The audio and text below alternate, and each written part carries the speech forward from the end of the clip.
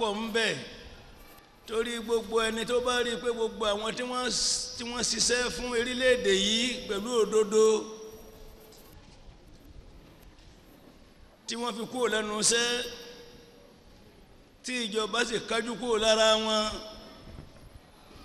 tó ṣe wọ́n ní ẹni àmọ̀rí ìbáàkú eléyìí lè máa fa kí ìjọba ó má rí ọ̀pọ̀lọpọ̀ àwọn èèyàn tí ó ṣe iṣẹ́ ìjọba pẹ̀lú tinútinú bóyá náà tí ẹni ń fa gbogbo ọgbọ́nkọ́gbọ́n tí àwọn èèyàn ń dá láti máa kó owó orílẹ̀-èdè yìí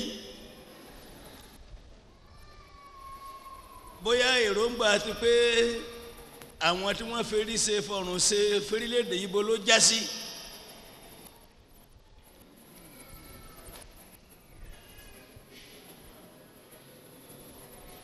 torí ẹ̀ gbogbo wa sí tá a bá ṣe òun là á máa fẹnu kàn títí a fi máa gbọ́ pé wọ́n ti san iye bílíọ̀nù báyìí o wọ́n san iye bílíọ̀nù báyìí o ṣùgbọ́n ẹ yí ẹ̀yìn padà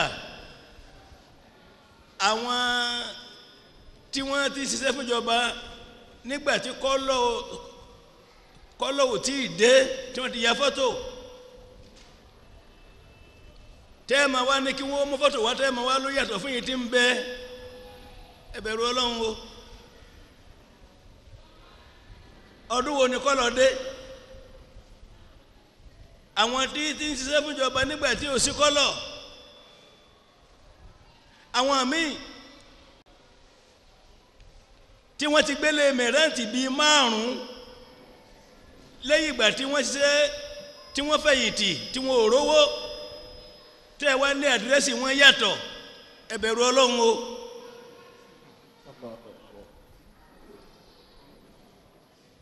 ẹ bẹ̀rù Ọlọ́run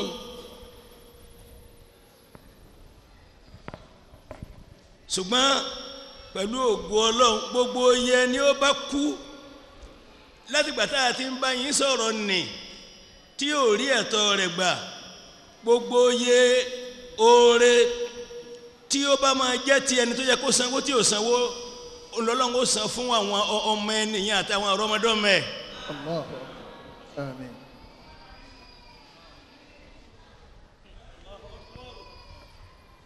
Allahu bá a sọ ń tọ́lọ́ ń ṣe nu torí ṣe bẹ́ẹ̀ ni ó bá tálákà kò ní olùgbìjà kọjá Ọlọ́run. Allahu Akbar. kẹ máa ní fọ́tò kan ò rí bákan fọ́tò tí wọ́n ti yà nígbà tí wọ́n ti bí ọ̀pọ̀lọpọ̀ yín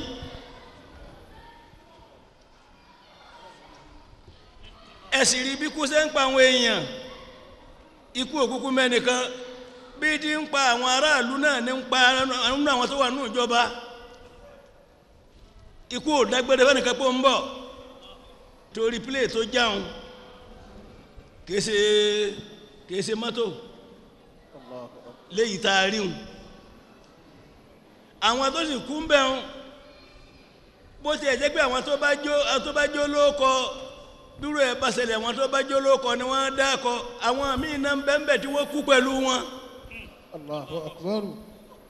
àyìnmọ́ tọ́lọ́wọ́n bá ó ṣe lọ́la ó yẹ ká ẹ rorí ẹ gbọ́dọ̀ ṣe ń tó dáa ní torí Ọlọ́run ọba òfin tí ó ṣe lọ́la ẹnìkan kan nú gbogbo ẹ̀dá. Allahu Akbar.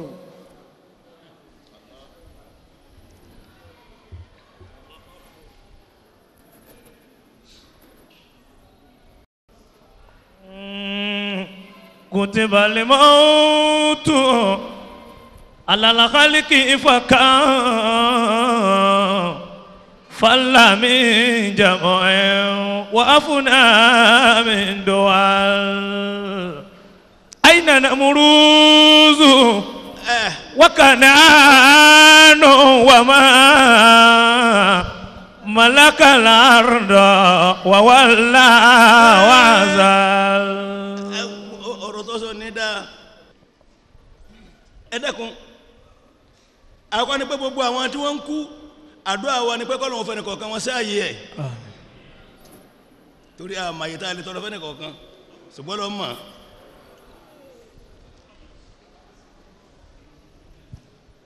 irú àwọn tí ń kú wọ̀nyí wáàsí ńlá ló jẹ́ fún gbogbo àwọn tí ń bẹ nínú iléeṣẹ́ ìjọba àti gbogbo ẹnìkọ̀ọ̀kan wa náà kéèyàn ó dágbére pé ń lọ ibì kan sáàtì ẹ̀gbọ́ tẹni tó wà lọ́sibítù ó dágbére pé òun lọ òun bọ̀ pẹ̀lú ọlá àti ọlà torí ẹni tó lọ bẹ̀kẹ́ tó gbé bàálù lọ àgbọ̀dọ̀ oró kan tálákàrò Allahu akbar. kó sì lọ kó sì dá páwú Allah. La ilaha illallah. àfàyè wa kéwu oníkùtìbà lè máa tù Alala khaliki. alálẹ̀ hálíkì Fakam. ọlọ́run fúnra ara rẹ̀ tó dá kálukú ó ti kọ ikú tí kálukú máa ń la Allahu akbar. Kutiba al-mautu ala al-khalqi fakam. ọlọ́run dá kálukú irú àwọn tí wọ́n kú ní àná òun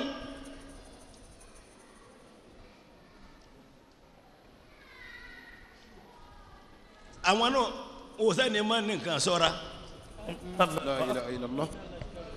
wàláwó kánà kínkínní Allahu akbar. àwọn náà òsèǹdì máa ṣàdúà wọn ò ní máa ṣàdúà wọn ò ní máa béèrè gógó ẹ̀mí Allahu akbar. wọn ò ní máa béèrè lílo rẹ̀ ní pẹ́ pẹ̀lú ìyàwó àtọmọ àtọ̀rẹ́ Allahu akbar. jẹ́mẹ́jẹ́ bẹ̀rù ọlọ́run Allahu akbar. àfàwọn ní kutiba al-mautu ala al-khalqi fakam ẹ wá ń lọ sọ̀rọ̀ àwọn ìlú ńlá kìíní kan ọ̀rọ̀ àwọn tó kú Nàìjíríà yìí làwọn èèyàn ńlá là á máa dárúkọ ọlọ́run dá wa ó kọ ikú sí ara ẹnìkọ̀ọ̀kan wa mélòó mélòó bí wá ní àwọn èèyàn ńlá ńlá tí wọ́n ti lọ Fallami jam'an wa afuna min duwal. Fallami jam'an wa afuna min duwal. bàbá ní ká máa dárúkọ àwọn tí àwa rò wípé wọn ò ṣe dáadáa adarúkọ rẹ̀ sínú ọkàn kálukú yín ẹ máa rò wọ́n àwọn dàlẹ́ ni Allah. Akbar. èmi ò ní dárúkọ ẹnìkan mélòó mélòó ni àwọn tí wọ́n ti lo orílẹ̀-èdè yìí bíi pé wọn ò ní kú ń bẹ̀ mọ́ pẹ̀lú agbára àwọn dà Allah. tí wọ́n lò lọ́nà tí ò dáa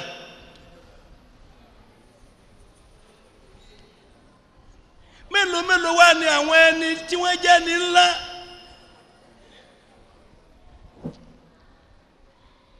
ẹni náà ti ń dé fìlà àwọn arábẹ́ yìí ọlọ́njẹ́ jẹ́ pẹ́ Amin.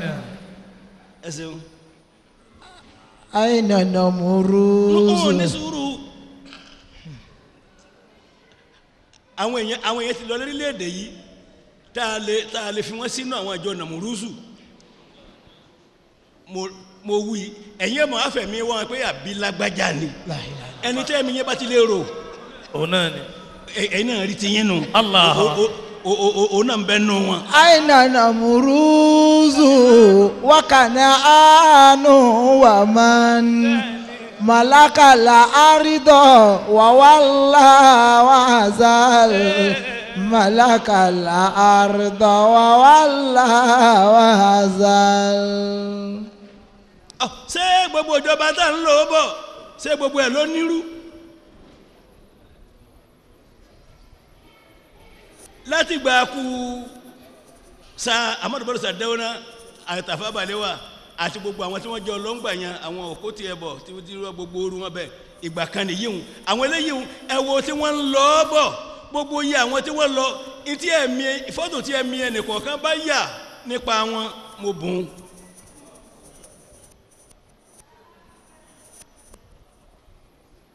àwọn lọ tán agoyin rosi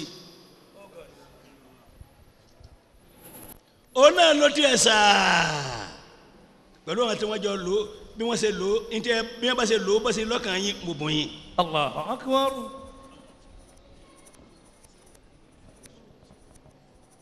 lẹ́yìn bẹ́ẹ̀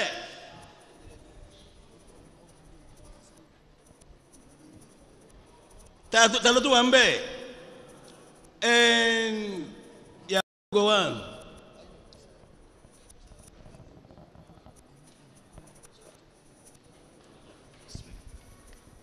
Abi Murtala Muhammad wọ́n wá ń bọ̀ wá wọ́n ń bọ̀ wá wọ́n ń gbàṣẹ́ fúnra wọn wọ́n ń gbàṣẹ́ fúnra wọn wọ́n ń gbàṣẹ́ fúnra wọn ó fi wá dé gbogbo bíjọba ẹnì kọ̀ọ̀kan ṣe rí nínú ìlú bẹ́ẹ̀ bá ṣe ya fọ́tò ẹnì kọ̀ọ̀kan yín sí mo bùn yín ẹ má wulẹ̀ fẹ́ mi. Allah. Aidama shadu wasadu wabano halakal kullu falam tughnil kulala halakal kullu falam tughnil kulal. gbogbo iye àwọn dáhùn yìí kò mọ̀ sẹ́ni tí ò ní ilé ńláńlá ńlẹ̀.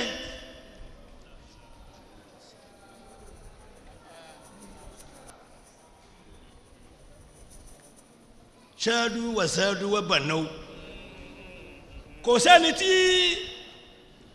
àwọn èèyàn ò ti tò ní títì tí wọ́n ń juwọ́ sí i. La ilaha illallah. subhanallah al-azim.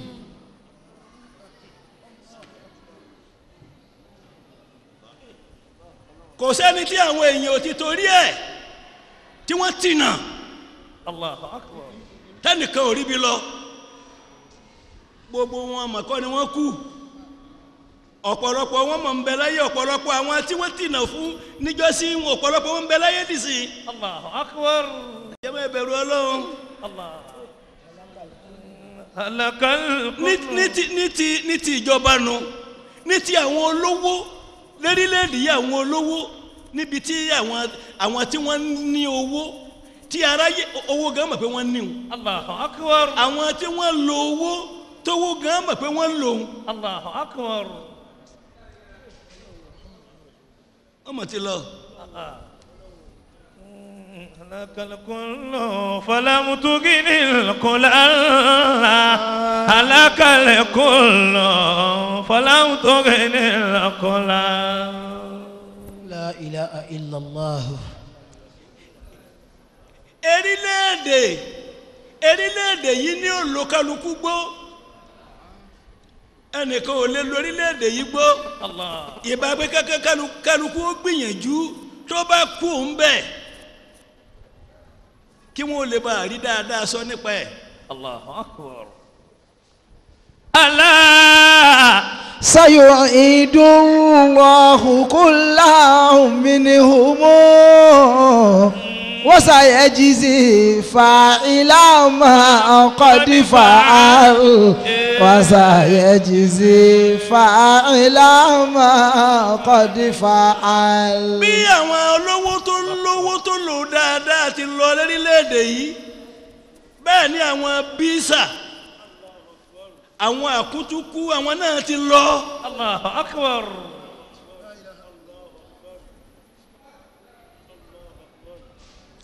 sayu'idu Allahu kullahu. halakal kullu walam tughnil kulalu gbogbo agbára kọ̀kọ̀ agbára gbangba agbára towó agbára tawo agbára gbogbo tí agbára nígbà tí kú fẹ́ pa kálukú wọn halakal kullu falam tughnil kulal.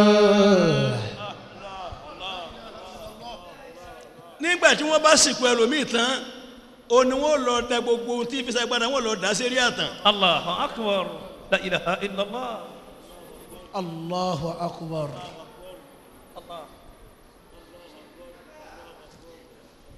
bẹ́ẹ̀ wá ní gbogbo àwọn ẹni Ọlọ́run ọba tí wọ́n ti lọlé ayé láwọn àfáà bí wọ́n ti ẹ̀ dárúkọ wọn àwọn atọ́kàn yín bá rò pé àti lágbájá mo bùn yín. Allahu akbar.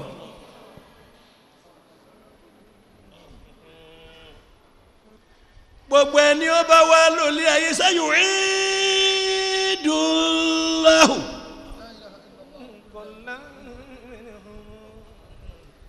ọ̀rọ̀ pé a kú ó parí kọ́ ma ba'da al-mauti afdalu min al-mauti. subhanallah. tí ń bẹ lẹ́yìn ikú ju kú lọ.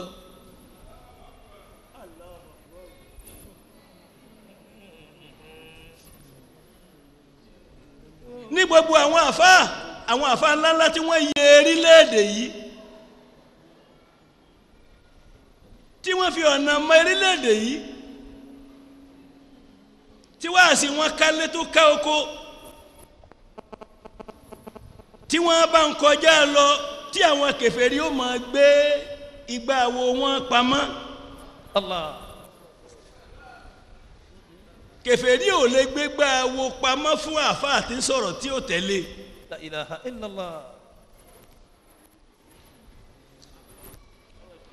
tí àfáà kan bá ń bọ̀ tí àwọn kan bá ń sáré àwọn obìnrin bá ń sáré lè fi nǹkan borí àfáà ni. Allahu akbar. Allahu akbar. Allahu akbar. àfáà tí ń bọ̀ tí obìnrin tí òwò bùbá tí ń sáré wọlé lọ àfáà ni. Allahu akbar. ní obìnrin eléríire ni o àgbé àwọn obìnrin tó yẹ pé tẹ́lẹ̀tẹ́lẹ̀ Ọlọ́run dá wọn pẹ̀lú hòhò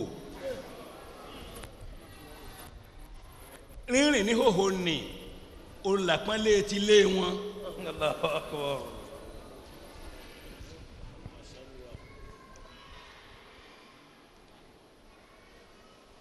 la tasituru man lam yasituruhu Allahu. Allahu akbar. ọ lè faṣọ bu ẹni tó lọ ń pè ní àárín hòhò. Allahu akbar.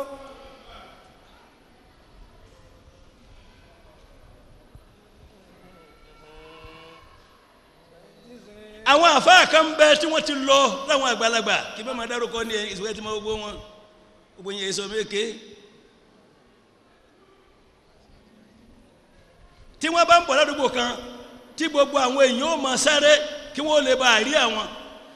Allahu akbar. bí wọ́n ṣe tijú Ọlọ́run tó tọ́lọ̀ ń tijú wọn tó wọ́n padà kú náà ni. Allah. سيعيد الله كل منهم وسيجزي فاعل ما قد فعل وسيجزي فاعل ما قد فعل.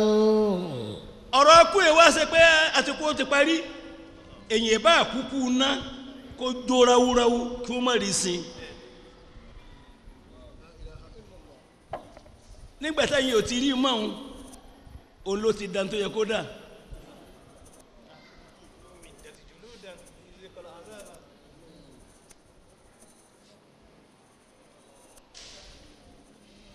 kìbá kú ná kìbá kú omi ẹranko ìbá jẹ ẹran ìbá gbé mi tí ẹ̀mí bá ti kú lára rẹ̀ ó ti dá tí ó dá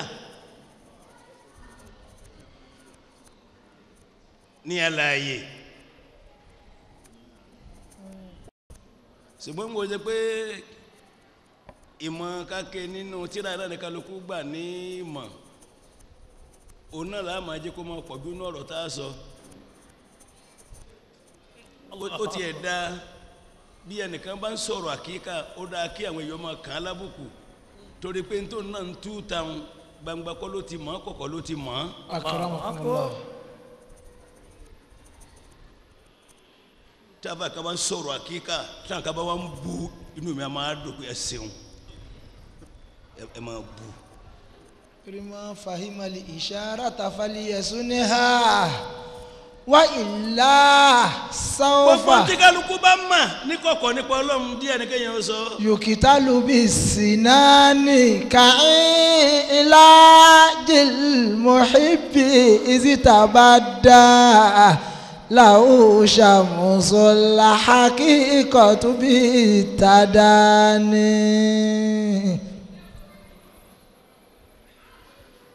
bọ́lá ọba di into in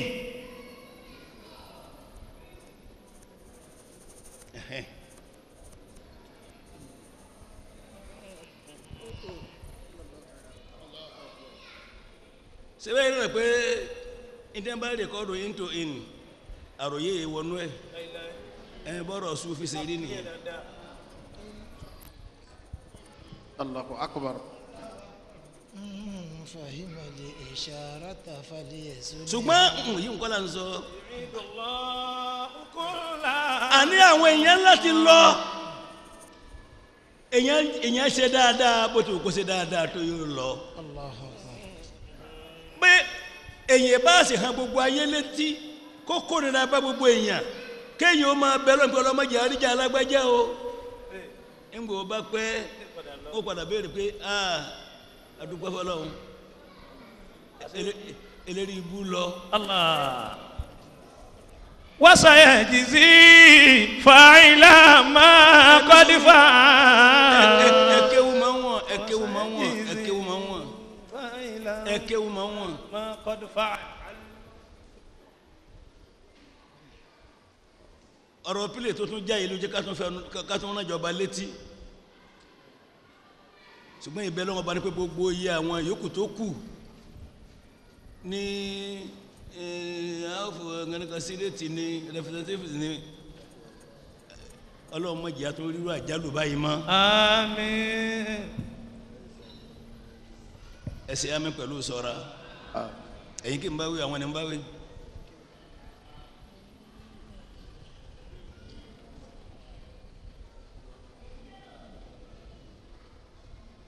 àwọn Yorùbá wọ́n ní bí ikú bá ń pa ojúgbà ẹni òmìmì ọ̀run a sì máa mìíyàn.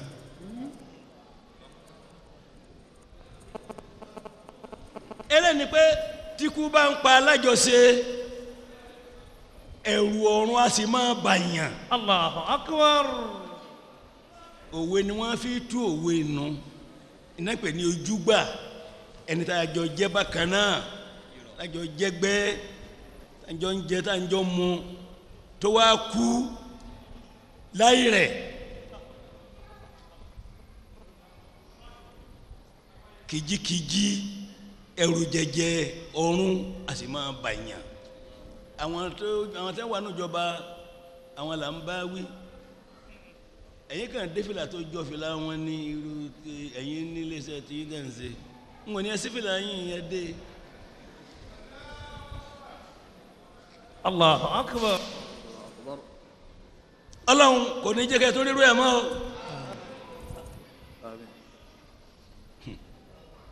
ẹ máa ṣàdúrà ẹ máa ṣe dáadáa ẹ sanwó àwọn àgbàlagbà tẹ́ ẹ jẹ lówó gbogbo yín lẹ jẹ kódà àwọn sínẹẹtì tí wọn ò sí ń bẹ ẹ jà títí kí wọn fi san kó wà nínú ìtàn erílẹ̀-èdè yìí pé ńgbà tẹ́yìn wà ń bẹ òun ni wọ́n sanwó àwọn tí wọ́n fẹ́ yẹn wọn tì tí wọn ò san látọjú ayé ànábì Ádámà. Allahu akbar. Allahu akbar.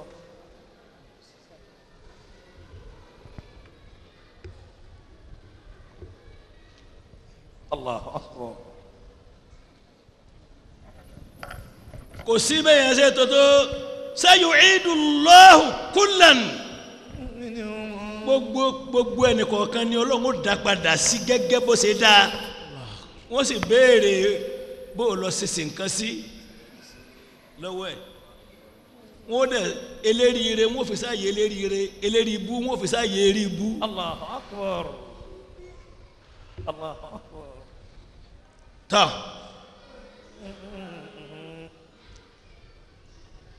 pílẹ̀ kan náà ti já nígbà kan tó bí oṣù mélòó nísìn táwọn èèyàn bẹ́ ń bẹ́ Ọlọ́run ní káwọn èèyàn kú ń bẹ̀ wọn ṣùgbọ́n síbẹ̀síbẹ̀ náà kí pílẹ̀ ó já lókè. La ilaha illallah. bẹ́yàn bá kọsẹ̀ lójijì tó bá ṣubú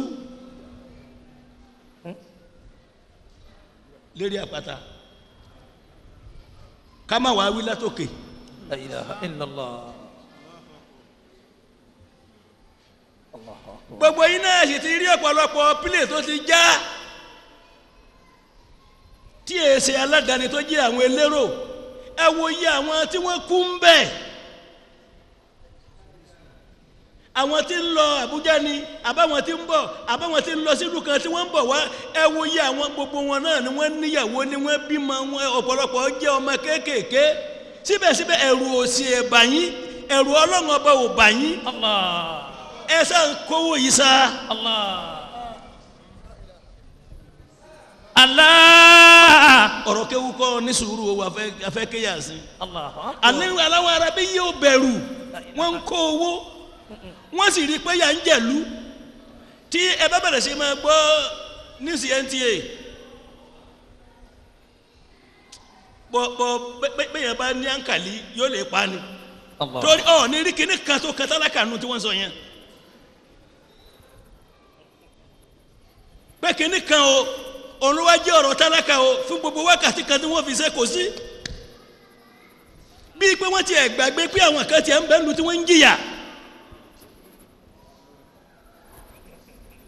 lórílẹ̀‐èdè yìí náà Ọlọ́run jù bẹ́ẹ̀ lọ a sì bẹ́ẹ̀ lọ́nà burú fún yín ṣùgbọ́n ẹ wo iye àwọn tí ń kú ẹ wo àwọn pílẹ̀ tó jágbẹ̀yìn ẹ wo àwọn èèyàn pàtàkì pàtàkì tí wọ́n kú ń bẹ̀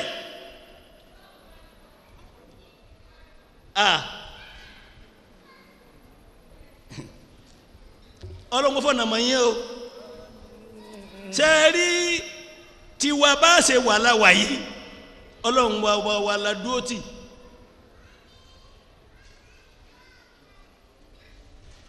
Ọlọ́run tó dá wa òun la dúró tì kò sí tó ń lé ní ká má sọ tí ó wúlò fún yín torí àmẹ́nìkan nínú yín tápà ń bú ẹnìkan a sì pé ẹnìkan síbìkan nínú yín ká pé bóyá kò wá àmọ́ àpè yín ni pé nígbà tí wọ́n fẹ́ lọ́ǹsì kìíní kan tí wọ́n pè tí ò wá wọn bú wá sí ń wò pé nìkan rí o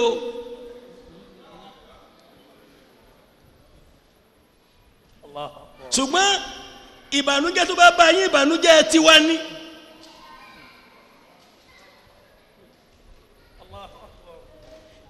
Àlùkùránì sì ní ẹ bẹ̀rù wàhálà tó jẹ́ pé bí ẹ̀san rẹ̀ bá dé kò ní ma lórí àwọn tí wọ́n dá a lẹ̀ ẹ gbìyànjú ẹ ṣe dáadáa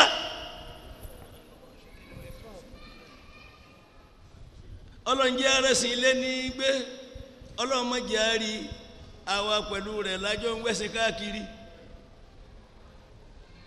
nígbàtí ìjọba bá tún lóun ò mọ̀ nǹkan kan tí ń ṣẹlẹ̀ lérílẹ̀-èdè kíjọba wọn palẹ̀ mọ́ kókó ń bẹ̀ Allahu akbar. Ọlọ́run ò ní fa burú ṣe yín mọ́ o ẹ múra dáadáa bàbá ní gbogbo ìtẹ́ wà ń bẹ̀ tí abẹ́ tálákà ń bẹ́ nu yín tani ká fi yín wénu gbogbo àwọn tí ń bẹ́ ń lù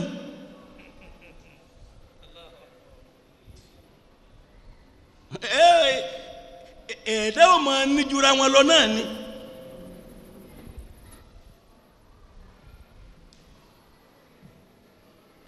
Allahu akbar.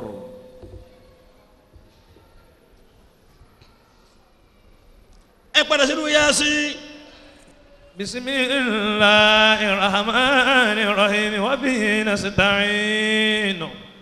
فوجدا عبدا من عبادنا آتيناه رحمة من عندنا وعلمناه من لدنا علما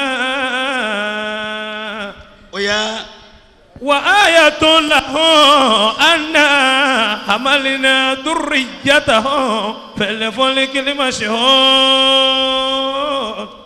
وخلقنا لهم من مثله ما يركبون الله ni wa ayatu lahum gbogbo ntí mo sọ síwájú wa mi ní ṣùgbọ́n kì í tán bẹ́ẹ̀ wa ayatu lahum Allah ní àwọn àmì ńláńlá tí mo tún ní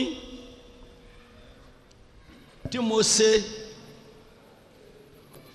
ana ó ní pé mi Ọlọ́run ọba àmàlìná ìwọ́n fi wà mọ́ amúkàrí ìfìnà sínáhì wà mọ́ amúkàrí ìfìnà sínáhì àwọn tí wọ́n ẹ dákun ẹ jẹ́ kí ìjọba ó gbọ́ sẹ́ẹ̀rí bí aburú ọba bẹ́rílẹ̀-èdè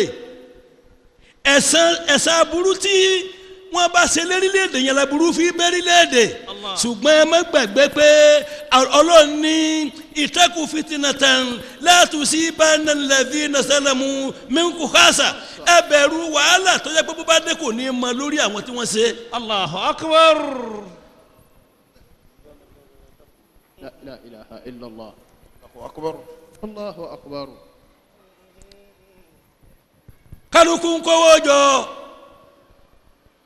lọ́nà tí kálukú ló mọ̀nà tó ń gbà kó jọ kálukú sì mọ̀ pé ń kú kò mọ̀ gbà tó ń kú kò mọ̀ tí ó fà á àmọ̀ pé kú ń bẹ àmọ̀ gbà tá a kú àmọ̀ bí tá a kú sí àwa mọ̀ tí ó fa ikú ẹ sì ń gánbù pẹ̀lú Ọlọ́run Ọba tó dá yín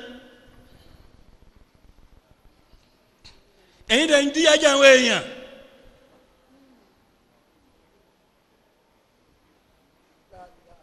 Allahu akbar. Orílẹ̀-èdè tí wàá di ìbáraẹnilò pẹ̀lú ọgbọ́n ẹni ó bá gbọ́n jura wọn lọ ní para wọn láyò. La ilaha illallah.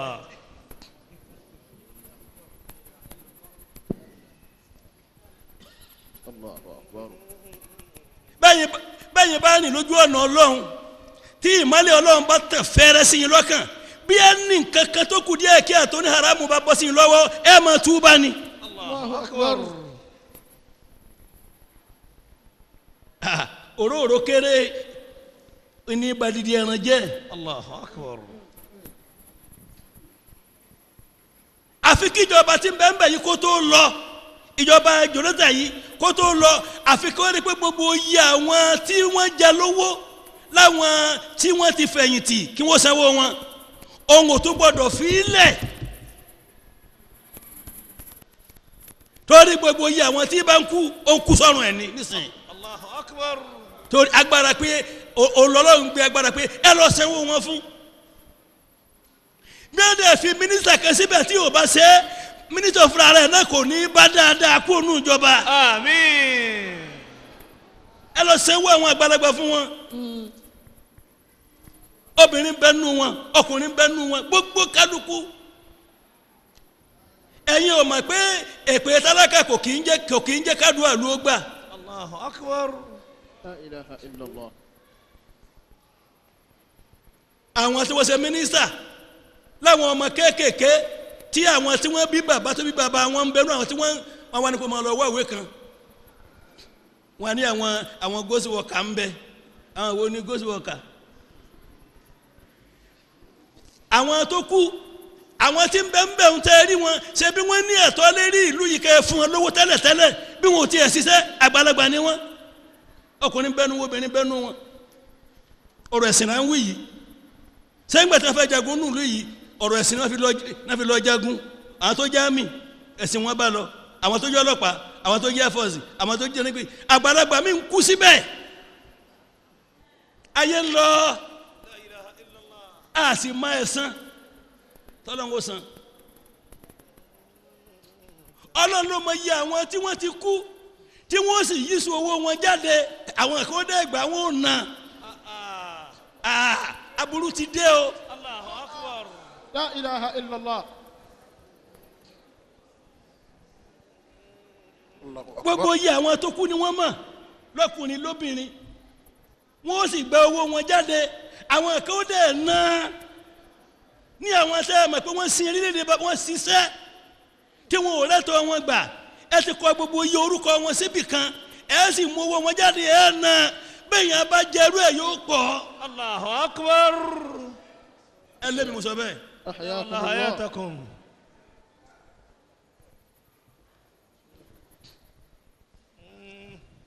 صار الحر للمملوك عبدا فما للحر من قدر وجاه الله. صار الحر للمملوك عبدا ẹrú lórílẹ̀‐èdè yìí ọ̀pọ̀lọpọ̀ ẹrú ló wá ń lo ọmọlúàbí. Allahu akbar. wa ma lil hurrin Qadirin wa jahin. min qadirin wa jahin ìjọmọlúàbí ìbínire kò wá wúlò mọ́. La ilaha illallah. tó o bá ti sínú àwọn kákọ́ọ̀sì kan eléyìí àwọn kákọ́ọ̀sì mi ń bẹ oògùn ni ó ní àwọn tí wọ́n mọ̀ àwọn mi ń bẹ awo ni àwọn mi ń bẹ apààyàn ni àwọn mi ń bẹ jìbìtì ni àwọn mi ń bẹ olè títí dìgbà wo ẹni tó sì dúró tí Ọlọ́run ọba rẹ̀ olówó di àwọn tí wọ́n ti gbọ̀ngbọ̀n káàkiri. Allahu akbar. Fàdà ṣùgbọ́n tọmọ wàjàmọ́.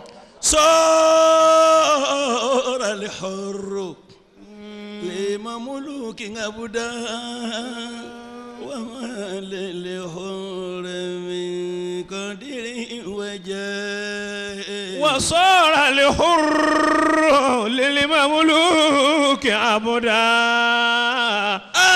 فما للحر wọ́n sọ wọ́n tún dọwọ́ sí من قدر وجاه ọwọ́ sí ló kù tí kálukú wọn fi ń jẹun. لا إله إلا الله. صار الحر لمملوك عبدا وما للحر من قدر وجاه وصار الحر للمملوك عبدا فما للحر من قدر وجاه. wọ́n ń jẹ ojú mẹ́ran الله أكبر. wọ́n fi ọwọ́ sí jẹun. لا إله إلا الله.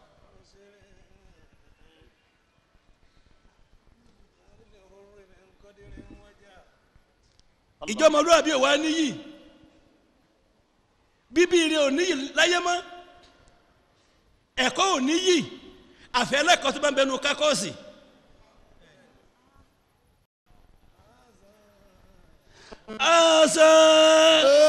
ṣùgìlù tọmọ wàjàmọ́.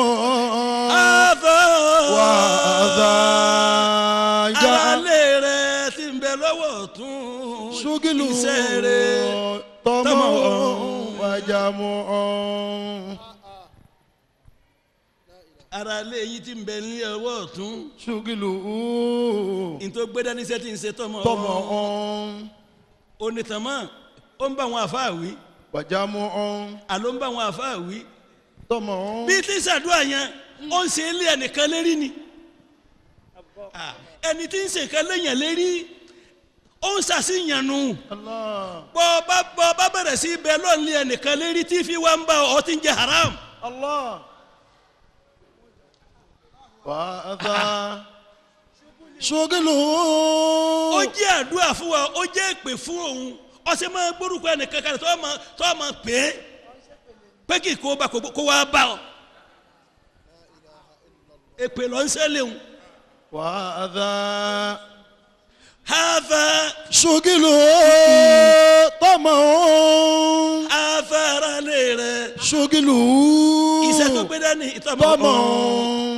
lágbájá ń bọ̀ wá fún mi wàjàmọ́ lágbádá ò gbọdọ̀ mọ́ fún mi tọmọ. ayé yìí àjọ fani tọmọ. ayé yìí àjọ níní Tọmọ. wàhálà. gáfìlú ṣàbánù láì wàdà gáfìlú ṣàbánù láì. ara ilé ẹ tó ń dẹ̀ ti ní tiẹ̀ gbogbo owó tó bá ní kó mu tí bìnnẹ̀ kòkó sùn ni. Allah. Allah. الله أكبر. Allah. هذا ṣùgìlù. سجل طمع وجمع وهذا شبان wàdà ṣùgìlù gàfílùn. وأذى ìtì ìgbélé ayé ńlá ní tán pé kí ló kù tá a fẹ́ béèrè lọ́wọ́ èèyàn sàbọ̀ánù ní gbogbo ìgbà bí tí fòtú sí jẹ oní ò máa fòsì jẹ. أكبر الله أكبر kò sí iná tí ọlọ́run ọba ọlọ́kẹ́ ẹ̀dá mọ́. الله فإن الله inna Allaha ghafurun تواب رحيم قبول التوب من كل المساوي. ṣùgbọ́n kò tí ì pẹ́ jù náà. الله. ìjọba tí ń bẹ́ẹ̀ bẹ́ẹ̀ yìí kò gbọ́dọ̀ kú ń bẹ̀ láì jẹ́ pé wọn ò jẹ gbogbo àwọn ègún tí ọ̀pọ̀lọpọ̀ ń jẹ.